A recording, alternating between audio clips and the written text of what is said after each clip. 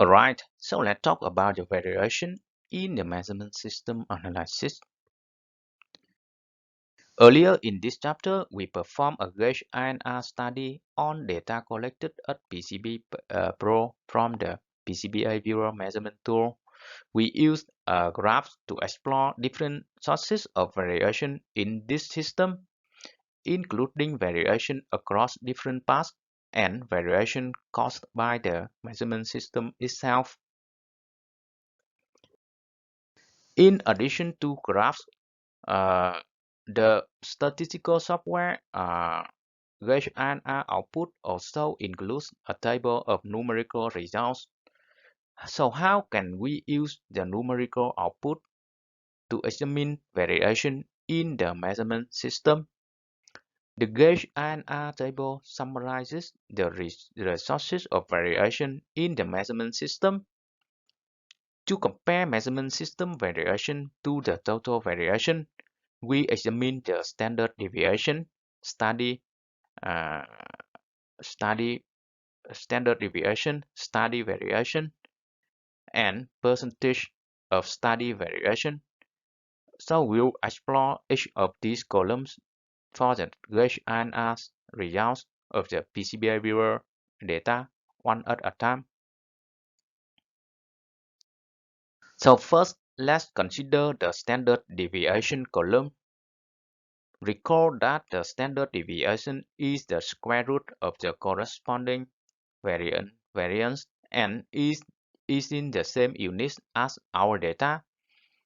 The standard deviation is used to compute the study variation. So in this column, how how are these values related and what do they tell us about our measurements?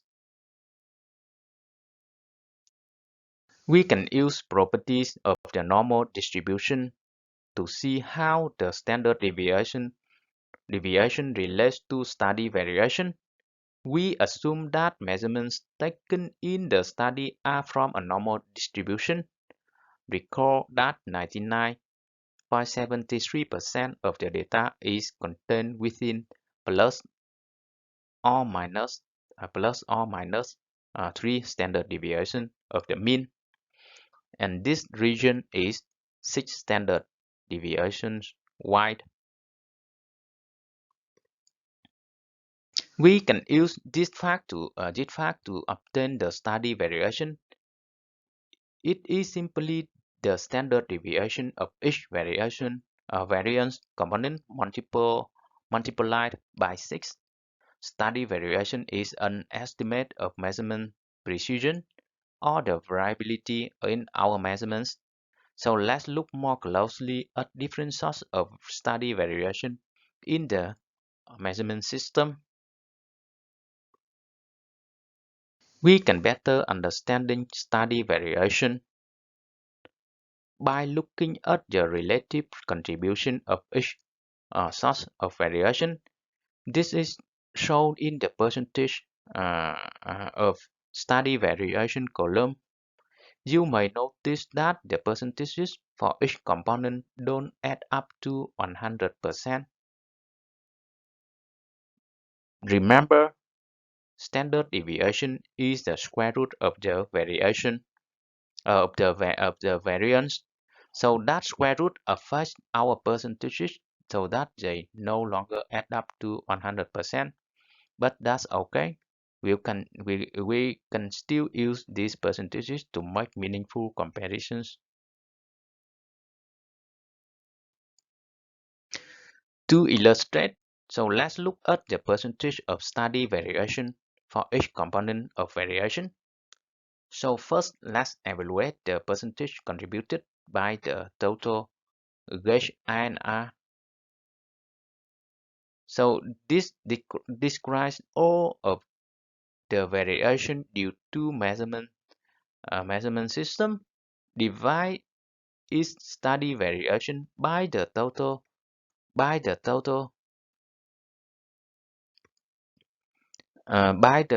total study variation and multiply by 100.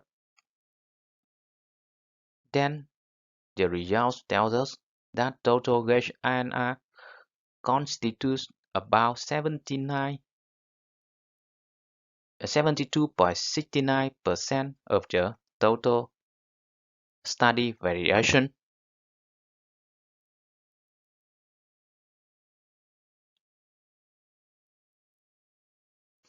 So now let's look at the percentage of study variation for the two components of gauge INR, repeatability and reproducibility. Repeatability is the variation observed when the same operator makes repeated measurements of the same circuit board. Here, repeatability constitutes about 37.22% of the total variation, total study variation. Reproducibility is the variation observed when different operators measure the same circuit board. This can be broken down into variability from one operator to another and variability due to operator and path interaction. This comprise 50.52% and 36.69% of the total variation. Compared to the total variation, the percentage variation for paths is 68.68%, and for the gauge is 72.69%. So is there extensive error in the measurement system? Is there extensive error in the measurement system? And the answer is yes. With 72.69% contribution to the total study variation, the PCB viewer measurement tool is responsible for most of the measurement error. A high percentage of total gauge INR study variation suggests that the measurement system has an extensive amount of error. So what is an acceptable amount of the total gauge INR study variation? Okay, so what is an acceptable amount of total gauge INR study variation? So that depends on the type of measurement system and the situation in which it's being used. Some industry and organizations, such as the Automotive Industry Action Group (AIAG), provide benchmarks to help us evaluate our measurement system. According to AIAG, 10% or less study variation due to the measurement system is acceptable. 10 to 30% is marginal, and more 30% or more is unacceptable. So according to these guidelines, the PCBA viewer measurement system constituting 72.69% of the total study variation is unacceptable and needs improvements. So let's review. The study variation is an estimate of measurement precision or the variability in our measurements.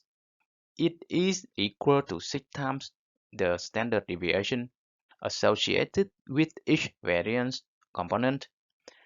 The amount of acceptable variance is in a measurement system depends on the context in which it is used. When in doubt, use guidelines provided by AIAG to determine whether a measurement system is acceptable. Thank you for your listening. In the next lesson, we'll talk about the tolerance.